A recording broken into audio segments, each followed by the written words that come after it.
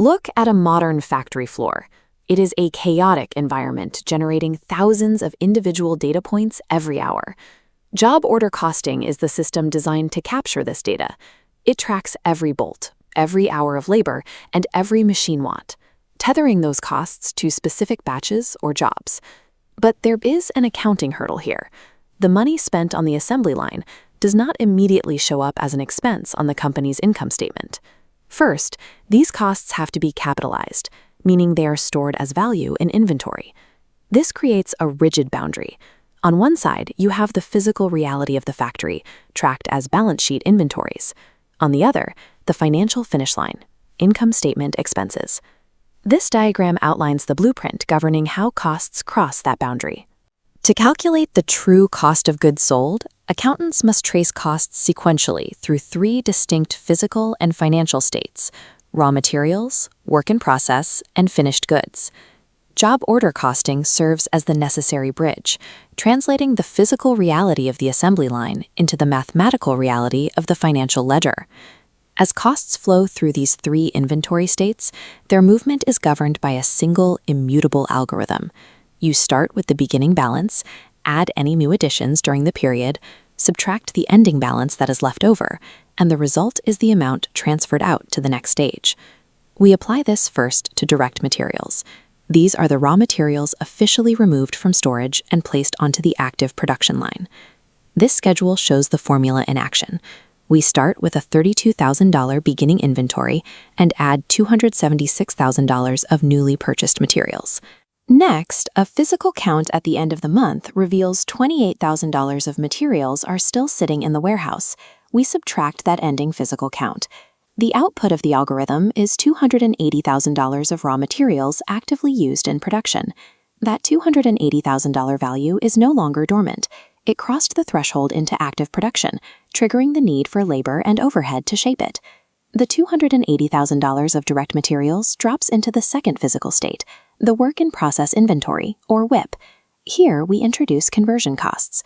These represent the direct labor and manufacturing overhead required to physically transform direct materials into a finished product. This block tracks those additions. We take our $280,000 in materials and add $375,000 in direct labor, plus $180,000 in factory overhead. That gives us $835,000 in total manufacturing costs incurred for the month. Now we reapply the universal algorithm to the WIP account. We take the $125,000 beginning WIP balance and add the newly incurred $835,000. We then subtract the $200,000 of partially finished goods still sitting on the assembly line at the end of the month. This calculation yields $760,000 transferred out. Notice the terminology shift. Once costs successfully clear the work in process phase, they are reclassified as the cost of goods manufactured. This figure represents fully completed physical transformation. We follow that $760,000 into the final physical holding area, finished goods inventory. We execute the algorithm one last time. This callout shows a $130,000 beginning finished goods balance, combining with the newly arrived $760,000 cost of goods manufactured. We subtract the unsold ending inventory of $150,000 to isolate the cost of the products that actually left the building. That $740,000 output is the cost of goods sold. This is the metric that finally crosses over to the income statement as an expense. But there is a systemic flaw lurking in this math. This cost of goods sold figure is unadjusted. Remember that the $180,000 of factory overhead added during the WIP phase was merely an applied estimate.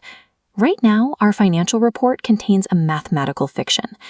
To assign overhead to jobs during the period, accountants use a predetermined overhead rate, or POHR. Because actual utility bills and indirect costs aren't completely known until the end of the month, factories multiply this estimated rate by actual activity, like labor hours, to keep the books moving. Because the predetermined overhead rate is a projection, the overhead applied to jobs will almost never perfectly match the actual cash outlays incurred by the factory. Take Tiger Inc. as an example. This chart shows them applying $1,160,000 to their products based on estimates, but their actual overhead costs hit $1,210,000, creating a $50,000 shortfall. This is called under-applied overhead. The text here defines the opposite scenario. over-applied overhead. This happens when the estimated rate charges more to the production jobs than the factory actually spent. This creates a strict accounting rule. Manufacturing overhead is a temporary clearing account. It cannot hold a balance at period end. It must be zeroed out to align the books with reality. Let's look at Perco. At year end, they discover they have over-applied their overhead by exactly $30,000. To resolve this, Perco uses the proportional allocation method.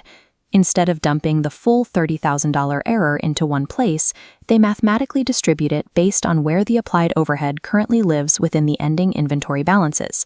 This table maps out their allocation. 10% of overhead is in work in process, 30% in finished goods, and 60% in cost of goods sold. They slice the $30,000 error to match those percentages, allocating $3,000, $9,000, and $18,000 respectively. This mathematical allocation is then translated into the final general journal entry. We debit manufacturing overhead by $30,000 to zero out the temporary account, and we credit the 3 inventory and expense accounts to deflate their overstated costs. Job order costing operates as an active, self-correcting mathematical system.